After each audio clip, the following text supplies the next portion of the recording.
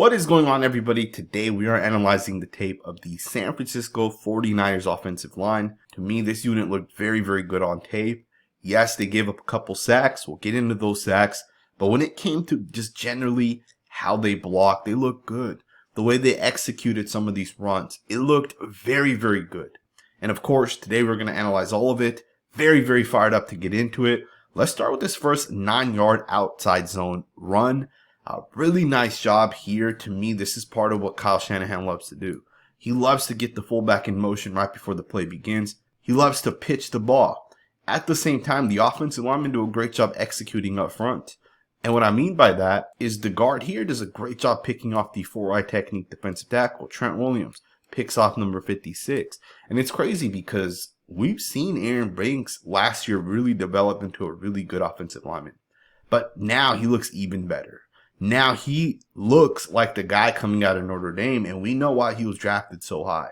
The guy's freaking impressive. He's starting to dominate and really flash as one of the elite offensive guards in the NFL. And it's plays like this.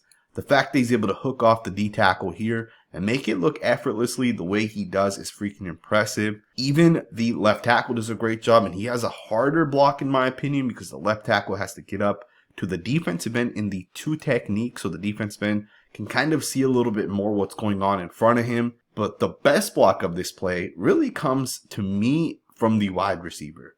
If you guys keep an eye on number 55 here, he's going to get picked off by the receiver right there. That is a freaking impressive block.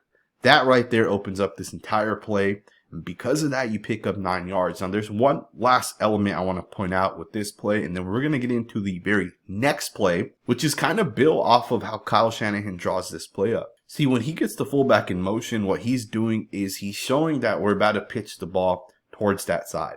We're about to run this wide zone to that right side. So the second the fullback goes into motion, these guys start flowing a little bit over to the right side there. They want to cheat just a little bit to try to set the edge, to really stop this outside zone run. Keep in mind, this is a zone to the outside. And I say that because this very next play is a 17-yard run that looks very similar.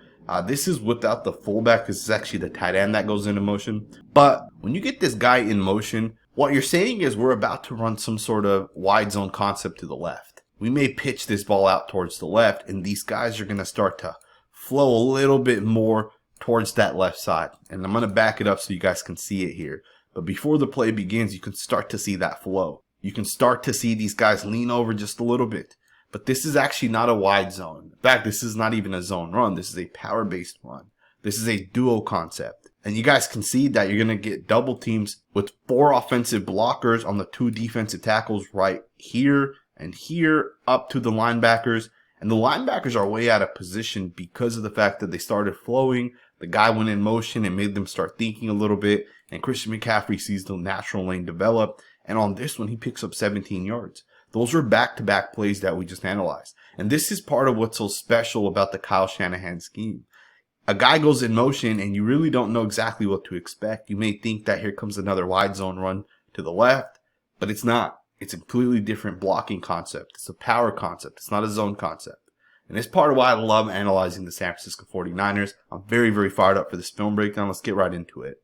Check this play out. You have an 8-yard touchdown pass by Brock Purdy to Brandon Ayuk. Great job right here, right? Really nice job. But I want to analyze part of why this play hits. I think there's 2 guys that I really want to point out. You guys can watch it from this angle. But I want to show you guys something that happens within this play. And I think a lot of people may miss it if you don't slow it down. And if you guys watch the center, watch what happens with the center here. He actually initially loses this block here to number 99. Initially, number 99 slants super hard towards the right. And number 99 actually gets out in front of Jake Brendel. But Brendel is going to do a great job recovering. In fact, if you guys look at the right hand of Brendel after the defensive lineman here crosses his face, look at the right hand. It's going to land to the back here of that defensive tackle. He's going to hold him just a little bit. But it's not something that anyone would ever call, right? Because it's hard to really notice that. He even lands the left hand here perfectly, in my opinion. When the cross happens, the left hand lands right to the inside of number 99. And the left hand with the right hand as well really allows him to win this rep. It's a great job recovering right there by Jake Brendel. Ultimately, this keeps the quarterback clean. Even Spencer Burford, if you guys look at him, he's blocking down. But look at him keep his head up on a swivel to see the blitzing safety. And he gets there and he picks him up. Of course, the running back's right there, but I love that awareness. I love the fact that this guy is seeing it. And this is something he wasn't doing very well last season. And, he was a rookie last year. So this is the year that we expect Burford to kind of take that step up. It's a pretty nice job right there. Let's go ahead and get into the next play. Watch the snatch cutoff block on this 4-eye technique defensive tackle by Trent Williams. Again, part of what makes Trent Williams a special football player is stuff like this. Oftentimes when you're running these zone runs, you'd want to get in front of these guys. You'd want to cut them off. But Trent Williams kind of just pulls them forward. And he doesn't cut them off, right? And it's just unique the way Trent Williams is. He's one-on-one offensive tackles that we've seen in the league. Not a whole lot of guys can do what he does. Who gives up ground and just snatches a guy forward? It's a really, really nice rep right there by Trent Williams. Of course, you see Aaron Banks really crush the defensive tackle here. Really takes him over that way and kind of opens it up for McCaffrey. Again, 5-yard pickups. It's a good gain. Let's go ahead and get to the next rep. Check this play out. You're going to have a power run towards the right with Spencer Burford pulling. He's going to block number 44 here, and the play's going to pop to the inside here. Really nice job by Burford to kind of get out there and make the block. He was one of the guys I really wanted to watch this season because I had a lot of high expectations for him. Last season, the guy looked very good at times, and I felt like rotating him as the Niners kind of did last year. Plus, he missed a little bit of time. Was a disadvantage for him, especially since he was a rookie last year, but he does look a little bit better, and obviously he'll continue to develop, but this block right here was a really nice job, and this one right here pops for 11 yards. Another really nice job within this block is if you guys watched the left tackle as well as George Kittle. Both guys right here are going to block down on the D tackle here, and Kittle is going to block down and get up to the backside linebacker, but watch the movement here on this guy. Watch them absolutely move him out of that gap. This play does not work without the double team block right there. Kittle does a good job getting low and really attacking the hip area of that defensive tackle. Really moves him out of there. Gets up to the second level defender. I mean, that block right there, there's not a better tight end in the NFL run blocking. Right? Because that block right there is freaking impressive as hell. The double team moves the guy out of there, gets up to the second level, and is able to climb and really shut that down as well. It's a beautiful, beautiful job if you guys ask me. So you're going to run a win-back concept on this one. You got to do a better job if you're the right tackle. This play had the potential to pop for a big gain. This one only actually picks up 1 yard, but it could have easily picked up anywhere from 4 to 5 yards to, depending on if Christian McCaffrey makes a man miss, possibly a touchdown. So within this play, you're going to start off to the right, but the point is you're going to actually come back to the left, and that's the beauty of this play. You're going to get these offensive linemen all to basically just block down and just use the blocking angles, right? The natural angles that are kind of already there. And the big one is going to be the right tackle here. He has to block this down, and he has to seal this guy off. If you're able to do that, you get the tight end here. He's going to be able to get up to number 50. The fullback's going to lead and pick off number 40 here. Between here and here, the running back's going to be in a one-on-one situation with number 20, the safety. And again, McKivitz has to do a better job. This just is not good enough. This right here is not going to work.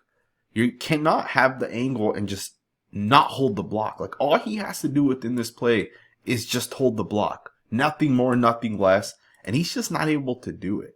If he's able to hold this block, you can already see that this play is going to pop. The fullback cuts the guy off here. If McKivitz holds the block there, Kittle already is to his block here. And every single one of these other guys are already blocked off as well. It's really number 20 in a one-on-one situation with McCaffrey. And McCaffrey probably just outruns him, to be honest. Got to do a better job if you're the right tackle on this one. Only a gain of 1 yard, could have been a much bigger gain. And you can even see McCaffrey, man. He gets tackled on this one, and he's going to be punching the ground here because he knows what was there. Right? Let's get into the next rep. I was not 100% sold on Brock Purdy up until this game here. His movement within the pocket is very, very impressive. And I think that was the one thing where I wasn't 100% sure. Like, now teams have tape. Is he going to be able to do it again? And you see these little flashes. You see him step over to his right, climb the pocket, buy enough time, and deliver the pass on a 3rd and 7, a key clutch moment. To me, Brock Purdy's definitely the real deal, and it's just the little things that he does with his movement. It's the little things he does with his footwork. Stands tall in the pocket, he climbs, he navigates, he hits his guys downfield. The guy looks good. Alrighty, guys, I want to get into 2 of the 3 sacks that Colton McKivitz gives up. This one right here is 3rd and 6. TJ Watt is going to beat the right tackle on this one. 3rd and 6 here. Keep in mind on back-to-back plays for the 49ers, TJ Watt got sacks. Now, do keep in mind they're 2 different drives. This was 3rd and 6 here. Watt obviously beats McKivitz and gets to Brock Purdy. And I want to talk to you guys about the move that he uses because within this, what he's going to do is he's going to double hand swipe the outside arm of McKivitz right there. There's a double hand punch to the outside. And then he's going to turn that into a rip. And it works just like that. Double hand swipe, rip. He gets the corner. He gets to Brock Purdy. That's important because on the very next sack, keep in mind this is the sack in which he strip sacked the quarterback. It's the same exact move. TJ Watt, once again, is going to double hand punch right there, turn it into a rip, and he's going to hit the corner once again. It's the same exact move McKivitz lost to back-to-back plays for the offense, of course. And the second one was obviously the sack. And you just got to do a better job if you're the right tackle. Because this is one of those things where, if you lose to TJ Watt, you got to know what it is and how it is that you're losing. And within this play, you can see that it's not a bad job getting out of his stance. He just doesn't punch well with the hands. He just doesn't come off really punching TJ Watt with this. You can see the left hand get in there a little bit right there, and it's just not good enough. That punch is not good enough. If you're going to use your inside hand to punch, you better be further than TJ Watt because you don't want him to be able to swipe down both hands and then hit the outside corner the way he does within this play. Got to do a better job. I get it. It's TJ Watt, but 3 sacks, a quarterback hit, a deflected pass, it's just not good enough. Alrighty, guys, we're going to watch a couple more plays of the San Francisco 49ers. We're going to start with the 65-yard touchdown run by Christian McCaffrey. I know some people aren't too high on Jake Brendel. I think he's done some good things on tape, and I think this play is one of those things I would say is a very, very good thing to do. First and foremost, great job by Christian McCaffrey. He deserves the majority of the credit here, but you got to give credit to the big boys up front. If you guys watch the center, watch what the center does. He's going to double team with the left guard. He's going to push out 57 and then watch him climb to the second level and hook off the second level defender. What Jake Brendel does on this play right here is fantastic. It does not get better than this. You will not see any run block by a center better than what he does on this play. Now keep in mind this is an outside zone to the right of the screen. So he does a great job forcing 57 out of there. Banks is trying to ultimately reach to the outside of 57, but 57 is going to really fight and keep his run fit within this play. So Brendel does the next best thing, which is going to push 57 outwards. And as he pushes 57 outwards, now the cutback's going to come kind of underneath that. And Brendel's going to get up to the linebacker and flip the hips. And him flipping the hips ultimately allows this play to kind of work. Now obviously number 29 misses the play. And that's a big part of how this play ultimately works. But to me, it's just a really, really nice job by the center. Also, Spencer Burford does a great job in my opinion. The right guard is going to get to the inside of this defensive tackle. He's going to let the right tackle overtake him. And then he's going to climb up to number 55. And he's going to really shut this guy down. He's going to really hook him off so 55 cannot make the block. And to me, Burford deserves just as much credit as the center does. Great job getting to the inside of 98. He's going to pass 98 off to the right tackle right there. He's going to get to the inside of 55. And you can see both of these guys are cut off. The backside lane is there because of that block right there. It does not get better than what the right guard and center do within this play. It's just beautiful the way it opens up. You can really see it in slow motion how nice of a job these guys do. Of course, got to give credit to number 11 here. Fantastic job by the wide receiver, man. Ayuk had 2 touchdowns this game, but more than just the 2 touchdowns, he had some massive blocks. And you got to give credit to those blocks. It does not get better than that. Just a beautiful job all around. Great run, 65-yard touchdown. Fantastic right there. Let's get into the next rep. You got to do a better job if you're the right tackle. Once again, he's going to get beat, this time to the inside. Just a little hezzy move, swipe, swim. You know, TJ Watt's a very good player. And I'm actually happy that McKivic, for his very first action as like the true, you know, this is your job to lose. I'm glad it was against TJ Watt. You know, sometimes you got to get your ass kicked a little bit for you to develop and become that next guy, right? The next long-term right tackle of a team. Mike McGlinchey, I think, was a great right tackle in terms of run blocking. Obviously, he had his issues in pass pro. And McKivic right now kind of has issues in both. But I will say this, he's a pretty good run blocker. I definitely will give him that. Pass pro, he has to develop, right? So just kind of get used to these type of little moves that defensive end's going to do. Not a big deal. I do think he'll get better with more reps. He'll get better as he plays live competition. Let's get into the next rep. Alrighty, guys, final rep here. You have an 11-yard run by McCaffrey. Great job by the offensive line. Great job by the tight end, fullback. Great vision by Christian McCaffrey. 11 yards.